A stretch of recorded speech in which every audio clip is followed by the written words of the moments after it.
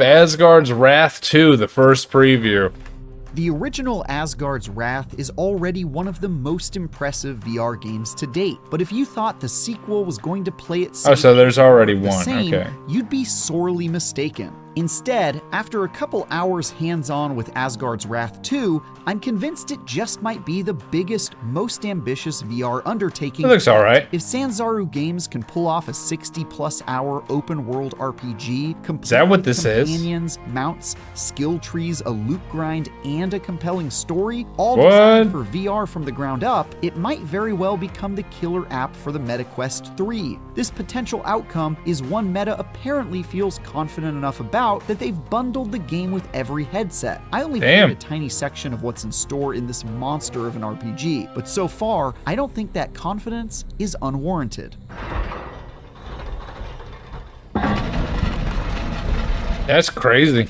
Asgard's Wrath 2 picks up right where its predecessor left off, and had me controlling an up-and-coming god with the ability to possess the bodies of mortal beings, up-and-coming god, destinies, and getting me closer to my ultimate goal: stop Loki from causing mayhem on Earth. What? I played the earliest part of that adventure, where I stepped into the sandals of Abraxas, a grave robber from ancient Egypt who found himself in a seriously lopsided grudge match with an almighty god. After helping the hopeless hothead out of a jam, we traveled together through booby-trapped catacombs and fought loads of chiseled lizard men, looting and solving puzzles along the way, all of which are the sort of things the first game already. Dude, VR's become too surreal, man. The ability to leap out of too a surreal and interact with the world from a godlike bird's-eye view also returns, which comes in handy during puzzle-solving sections that I still couldn't get enough of. But the major improvements became apparent later on, when I reached the first major open-world area, found my first companion,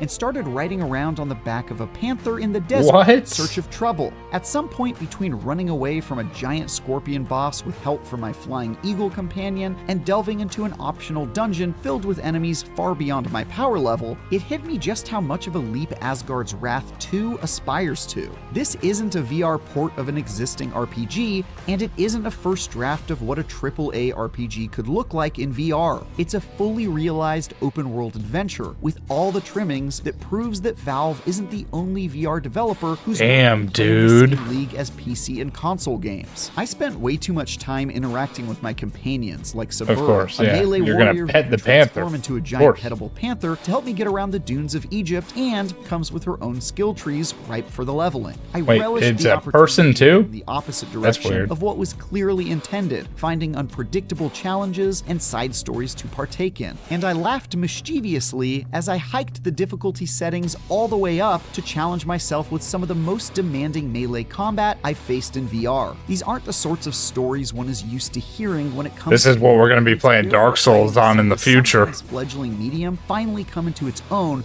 in an undeniably impressive way. But, like all massive RPG undertakings, the big question mark is whether Asgard's Wrath 2 can pull off all it strives for without being crushed by the weight of its aspirations. And even in my limited time with it, I already encountered one full crash, complete with a loss of progress. It's definitely worth noting that there's still a few months of development time left to tidy things up, but with enormous potential comes enormous risk, which could make or break an otherwise promising game. For more, check out our preview for fellow that looks really good. Game Assassin's Creed Nexus, or for something completely different, Nickelodeon All-Star Brawl 2. And for everything else in the world of video games, stick with IGN.